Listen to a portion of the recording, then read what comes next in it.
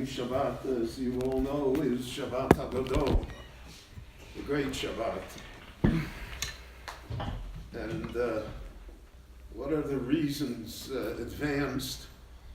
Why is this night different than any other night? So why is this Shabbat different than any other Shabbat? So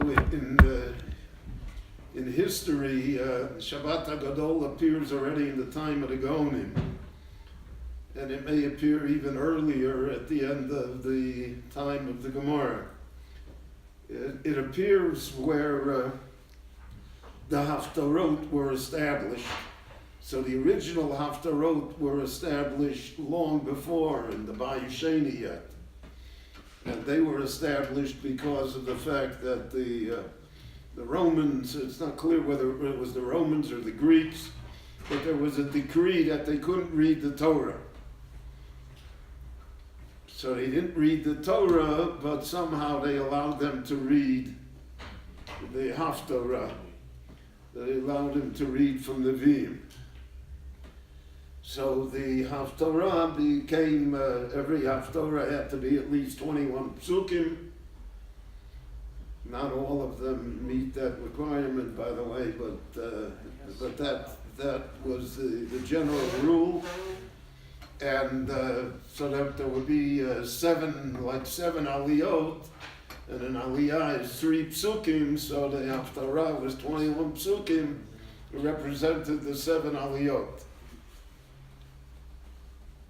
And we find that the haftarah of Shabbat ha-gadol, which is the last chapter in the Novi Malachi, it's really the last chapter in Tanakh, was already instituted at the time of the Churban Bayis Sheni. So that Shabbat ha-gadol certainly dates back to that, and may date back far earlier as well. And there were therefore different reasons that the Meforshim advance as to why it should be called Shabbat ha-gadol. One of the reasons that's advanced is because of the fact that the 10th of Nisan at the time of Yetzias Mitzrayim was on a Shabbat. Yetzias Mitzrayim was on a Thursday.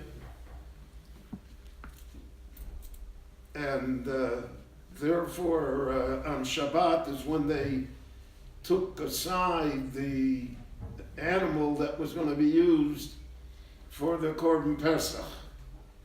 And so that was the greatness of it, that the Jewish people had the faith and belief that they were going to be redeemed, and that they took the animal that was representative of the gods of Egypt. One of the gods that the Egyptians worshipped was the sheep, the goat, and therefore it was a risky thing for the Jewish people to do, so to speak, to declare their independence before the independence was granted. And because in memory of that great event, on really the first Shabbat of the national Shabbat of the Jewish people, so then that's why it's called Shabbat ha-gadol. Then there are other reasons that are mentioned. As I mentioned, that we read the last chapter in Tanakh from the Novi Malachi. So there are different opinions in the Gemara who Malachi is. There's an opinion in the Gemara that he's Ezra. And there's an opinion in the Gemara that he is Mordechai. And then there's an opinion that he's Malachi, that's a different person completely. But he's the last Novi. And so like this Haftorah is a siyum on Nevi'im. It represents the conclusion of Nevuah, because after Malachi we don't have any more Nevuah by Klal Yisrael. We have wisdom, which has nothing to do with next Tuesday, but we don't have any prophecy. And therefore, in honor of that occasion, so we want to make a siyum, it's a davar gadol, it's a great thing, so this Shabbos was Shabbat ha-gadol. Others say it's because the Zion that appears in the Pasuk Zichru, Toras Moshe Avdi, Asher Tzivisi Oso, B'chorev, Al Yisrael Chukim U'Mishpatim.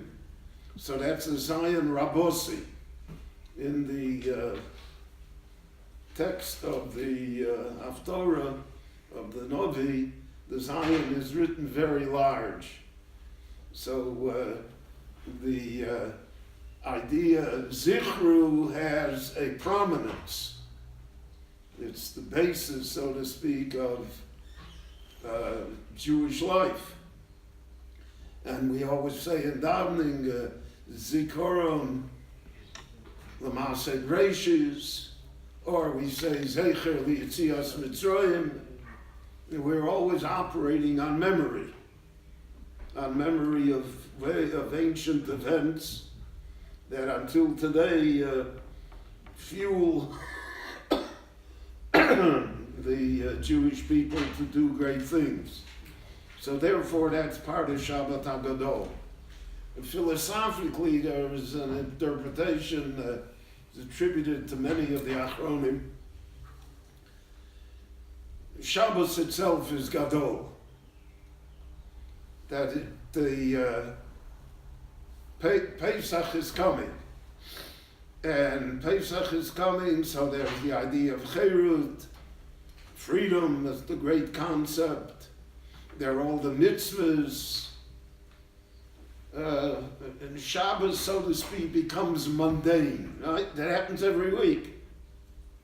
Something that happens once a year, like Yom Kippur, so Yom Kippur is unfortunately much more observed than is Shabbat in the Jewish world today. Because the Shabbat is regular. Every 7 days is Shabbat. 52 weeks a year we have it. But the truth of the matter is that it is Shabbat that preserves the Jewish people. And Shabbat is the basis for everything. And if it were not for Shabbat, then there wouldn't be a Jewish people. And even those that were not strictly observant recognize that. The famous quip from ha-gadol, that more than the Jewish people kept the Shabbat kept the Jewish people. And that certainly is true.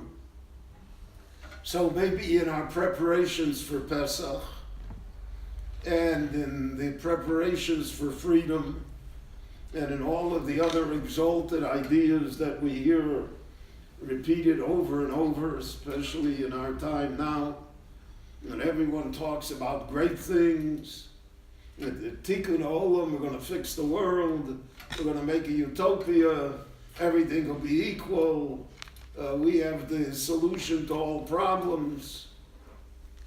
So then the Shabbat would be ignored. Because it is mundane, it's too regular. It occurs all the time. And therefore, in order to emphasize that that's not how to look at it, so the Shabbat before Pesach, the Shabbat before all the mitzvahs, the Shabbat before freedom, the Shabbat before the Jewish people became a nation, the Shabbat before everything is Shabbat ha-gadol. The great Shabbat. It overweighs everything. And The Shabbat is supreme, therefore, amongst all of the concepts of the Jewish people. And that is the primer, the preface, so to speak, to Pesach, to the idea of freedom, to all of these things that we want, because without Shabbat it can't exist. And we see how Chazal took that into consideration. This year we won't hear the shofar on the first day of Rosh Hashanah, because it's Shabbat. How can that be? Tiku b'chodesh shofar, v'kesed liyom chagenu, ki chok liYisraelu. The rabbis come and say, no, maybe somebody will take a shofar in the street where there is no Erev, and he'll bring it to somebody to teach him. I don't know, what are you talking about? At most, it's a traffic violation. So for that, we're doche mitzvah shofar? The answer is yes, sir. Because Shabbat is supreme. Shabbat requires protection. It requires fences. It has to be treated differently. So that we won't take the etrog either the first day. We're not going to do it. So those are remarkable ideas.